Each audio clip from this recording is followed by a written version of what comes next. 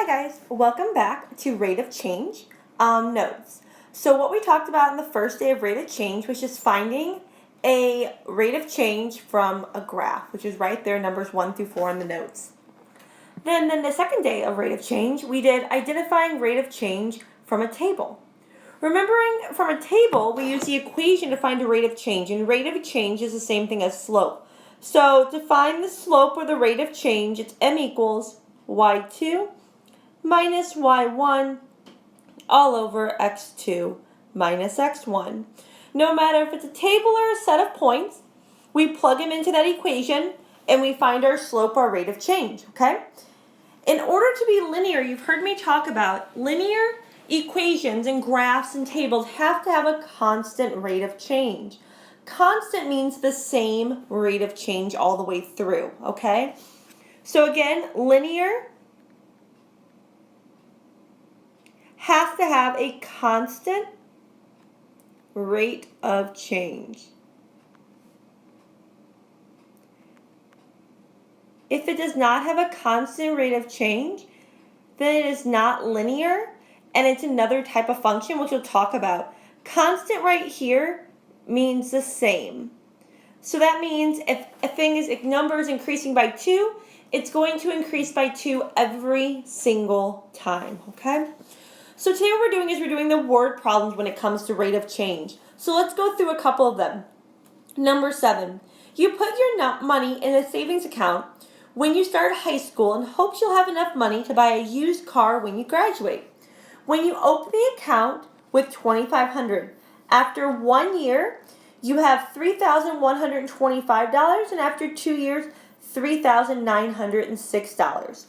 So first thing you have to do is you have to find the ordered pairs because they're actually giving you 3 ordered pairs here. So those ordered pairs are 0, 2,500. Okay, that's what you start with.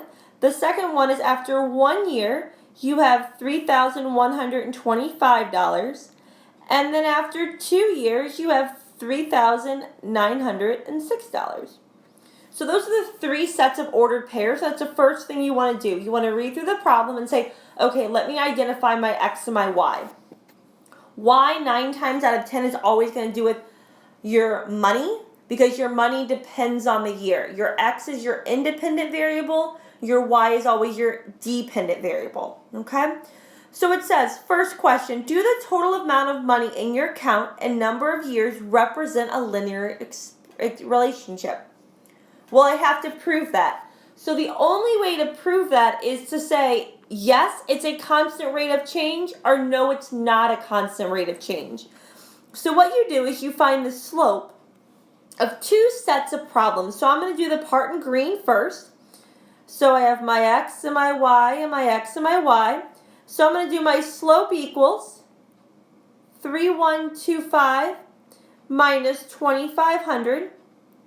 And then I'm going to do 1 minus 0. So I end up with over 1, right? Because 1 minus 0 is 1. And then on my calculator, I take 3,125 minus 2,500. And I end up with 625. So that is my slope, my rate of change for this first 2. So now I'm going to use the 2 I highlight in orange. I'm going to use those and find the rate of change of those. So I'm going to do m equals 3,906 minus 3,125 over 2 minus 1. So I know in doing that, 2 minus 1 is 1.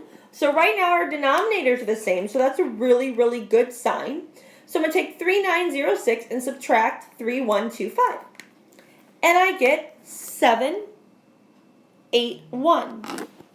So the slope of the orange is 781, and the slope of the green is 625. So in order for them to be a linear relationship, they must be the same. Because again, up here, in order for it to be linear, it must be a constant rate of change, right? These are not a constant rate of change because they're different numbers. So I would say, if no, so no, not constant rate of change. I'm just going to do CR. okay?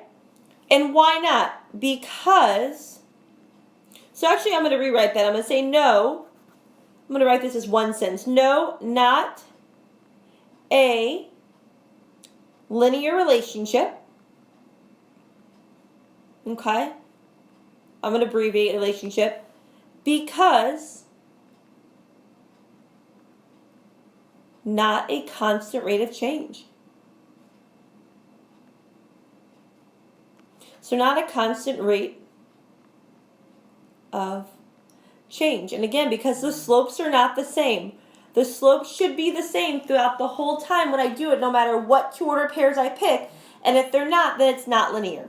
So the amount of money that you put away in your account, you do not put in the same amount of money every year, which kind of makes sense, okay? Things can happen, you got to change, okay? So that's how you do number 7. Let's do one more today, and then we'll come back and do number 9 on Thursday. So number 8 says, you have fruit flies in your kitchen, okay? So you have fruit flies in your kitchen. And you have 16 fruit flies on Monday, and the number of fruit flies doubles each day. So on the first day, I have 16, okay? So on the second day, I have 32. On the third day, I have 64, right? Because that number is going to double each time. On the fourth day, I have 128. So those are my number of fruit flies. The fruit flies double each day, okay? So is this a linear relationship? Well, I'm not sure, but we know now we find slope. So I'm going to use these 2 points first, and I get m equals 32 minus 16 over 2 minus 1. And I end up with 16 over 1. Okay? So that's my rate of change for the first one. And you know what? I'm just going to use these 2 second. So for the blue, I'm going to do m equals 64 minus 32 over 3 minus 2. And I end up with 32 over 1. Again, in order to be a constant rate of change, our linear relationship, they have to have a constant rate of change. These do not. The orange slope is 16. The blue slope is 32. So there's not a constant rate of change. So the answer we put up here in purple is the same answer we could put down there for number 8. Okay? And actually, let's do number 9 just to make sure we're good. So the first 2 were not a constant rate of change, okay, because the slopes weren't the same. So let's see about Jillian. So it says Jillian is buying balloons for her friend's birthday. Use the price listed below to determine if the number of balloons and the total cost is a linear relationship. If it's a linear, describe the rate of change in words and predict the cost of balloons in 15. If not, tell why not. Okay, we got this. So I'm going to pick those 2 points first, okay? Here's my x's, here's my y's. So I'm going to do m equals 5 minus 3.75 over 4 minus 3. So I do 5 minus 3.75, and I end up with 1.25 over 1, which is 1.25. Okay, so that's my first rate of change. Now I'm going to pick my other one. You know what? I'm going to get a little crazy. I'm going to pick the bottom 2. Doesn't matter which 2 you pick. Ones that come in common, ones that aren't common. It doesn't matter because, again, it should be a constant rate of change no matter what. So I'm going to do 27.5 minus 11.25, and I end up with 16.25 over, I do 22 minus 9, and I get 13. Well, that doesn't really help me. So then I need to do 16.25 divided by 13, and I get 1.25. Great. The blue and the pink both have the same constant rate of change. They're the same number. So that means if I would pick any other, I should get 1.25. So is it linear? Is this a linear relationship? Absolutely. So yes, linear relationship. Okay? Because the slopes are the same. Then it says, if linear, describe the rate of change. Well, the bottom was 1, so 1 is my x. So my number of balloons, so one balloon, okay, cost $1.25. So that's what my slope means, because 1 is my denominator and 1 right here has to do with number of balloons. And my numerator is my y value. My y value has to do with total cost. So one balloon costs $1.25. And now they're saying, okay, great, it's linear. You've explained what the number means, that you found your slope, what it means in the problem. Predict the number of costs in balloons.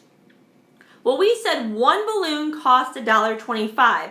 So I want to know 15 balloons at $1.25 a piece. So I would do 15 times 125, and I would get $18.75. So 15 balloons cost $18.75. And I would be done. So we talked about 2 that proved not to be linear and 1 that proved to be linear. Again, if you have any questions, log on to Zoom.